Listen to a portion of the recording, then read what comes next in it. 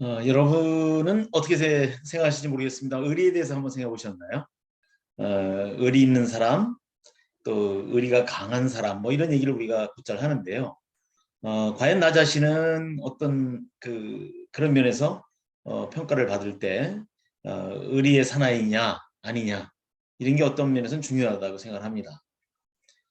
의리라고 하는 것은 결국 사람 간에 지켜야 될 도리 이런 걸 의리라고 하는 거죠. 그러니까 결국은 우리 타인과의 관계를 맺어가면서 살아갈 때 우리가 지켜야 될 도리를 제대로 지켜갈 때 결국 그 사람은 의리의 사나이다라고 얘기를 할 수 있겠죠.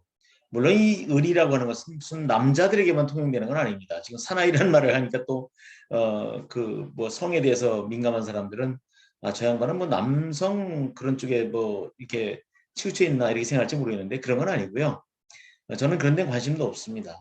남자는 남자고 여자는 여자 아니겠습니까? 서로가 다 조화롭게 상대방을 이해하고 서로 돕고 또 저렇게 살아가는 것이 이게 자연의 이치인데 거기에서 무슨 남자다 여자다 뭐 이렇게 따지는 것 자체가 좀 저 개인적으로는 제가 좀 그쪽에 좀 지식은 없습니다만 좀 마음에 들지는 않습니다. 어쨌든 뭐 그 얘기가 주로 된 게 아니고요. 우리가 세상 살면서 보면은 내가 저 사람에게 할 도리를 제대로 하고 있는가를 볼 때 사실은 제대로 하지 못해서 늘 미안하고 또 위더름께는 죄송하고 뭐 그런 게 많습니다. 그럼 결국은 의리를 지키고 사는 게 뭐냐? 설사 자주 뵙고 자주 만나서 뭔가를 소통하지 못한다 하더라도 마음만이라도 가지고 있다가 그 사람이 어떤 어려움에 처하거나 그랬을 때 드러나지 않게 도움을 줄 수 있으면 주고 또 경우에 따라서는 도움을 줄 수 있는 처지가 안 되면 진정으로 만나서 위로의 말 한마디 던질 수 있는 것 이것이 의리가 아닌가 이런 생각을 합니다. 근데 사실은 뭐 정치권에 보면은요 의리고 뭐가 없어요. 제가 드릴 말씀은 아닙니다만 오래전에 제가 아주 그 즐겨 읽던 칼럼을 쓰던 분이 계세요. 이제 오래전에 돌아가셨지만 이규태 칼럼이라고 그 어른이 한 번은 정치인들을 빗대가지고 신의가 없다 이런 걸 이제 빗대서 하는 얘기인데 하필이면 그 소장수 아시죠? 제가 이제 어렸을 때 시골에서 클 때 보면은 뭐 동네 아저씨들이 다 이렇게 소를 이렇게 좀 사서 또 시내 가서 우시장에서 팔고 말이죠. 그러면서 이렇게 남겨 먹는 그런 일을 하는 분들을 우리가 소장수라고 하는데 사실은 요즘이야 다 뭐 시스템화돼서 팔리지만 그전에는 일일이 다니면서 어느 집에 누 집에 어떤 소가 좋고 그런 걸 보면서 가능하면 사는 사람은 어떻게 돼요? 그렇죠. 소값이 안 좋다 해서 싸게 사고 가서는 또 남겨 먹으려고 할 거 아니겠습니까? 그래서 이 소장수 하는 분들이 심지어는 자기 부모도 속인다.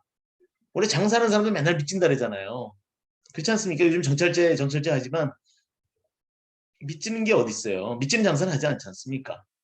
예, 그래서 그 어른이 이 정치인들을 소장수만도 못하다. 아버지를 속이는 소장수만도 못하다 그랬다가 전국의 소장수하는 분들한테 한번 곤욕을 치른 그런 그 에피소드를 제가 기억하고 있습니다. 이제 그분도 이제 돌아가신 지 오래됐습니다만 어쨌든 간에 그 정치권을 요새 보면은요 의리고 뭐고 없습니다. 그리고 죄송한 얘기지만 얼굴에는 뭐 이거는 뭐 보통 유리가 아니고요 절대 깨지지 않는 어떤 합금으로 된 그런 걸 뒤집어 쓴 게 아닌가. 아니 자기도 어떤 문제가 있다고 드러난 사람이 누가 누구를 욕을 해요. 어? 난 그런 걸 보면서 나 누구랑 얘기는 안 하겠어요. 뭐 서로 당이 달아서 그런 것도 있을 수 있지만 아니 자기도 뭐 어디 외국에서 뭘 했다 그런 게 다 이미 만천하에 알려져 있는데 그럼 그 사람들을 고발을 해서 자기 결백을 증명하든가 그것도 못하는 거 보면 그 인정하는 거 아니겠습니까?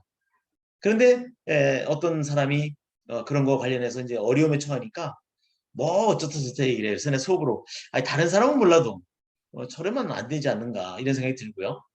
또 그러면서 이제 반성하는 게 그러면 우리 그런 뭐 정치하는 사람들 그 사람들이야 뭐 그렇다 치더라도 일반 우리 시민 또 일상 공무원으로 살아온 우리들은 과연 특히나 교육계에 있었던 사람들은 정말 의리를 지키고 살았는가 되돌아볼 필요가 있습니다. 저는 개인적으로는 의리를 지키려고 했고 내 주변에서는 적어도 의리에 강한 사람으로 얘기를 해주고 있어서 그나마 다행이긴 합니다만 사실 그러면서 저는 되게 반성을 많이 합니다. 왜냐하면 제가 보면 정말 제 할 도리 못하고 사는 게 너무 많거든요. 그래서 이제 늘 되돌아보면서 이렇게 삽니다만 제가 이 말씀을 왜 드리냐면 우리 교육계도 보면 참 의리들 없어요. 의리가 이제 일종의 어쩌면 정과도 관계되거든요. 아니, 어떤 사람이 이제 뭐 그 자리를 떠났어요. 그러면 그 사람은 그 일과 관계 없잖아요. 그 일과 관계 없으면은 아예 그냥 쳐다보지도 않고 또 경우에 따라서 자기 아쉬울 때는 그냥 뭐 여기부터 저기부터 다 제가 언젠가도 말씀드렸지만 그런 모습을 보이다가 그 양반이 떠나고 나면 연락 한번 또 그 사람의 어떤 일이 있을 때 얼굴 한번 나타내지 않습니다. 이걸 두고 우리는 의리가 있다고 얘기할 수는 없지 않겠습니까?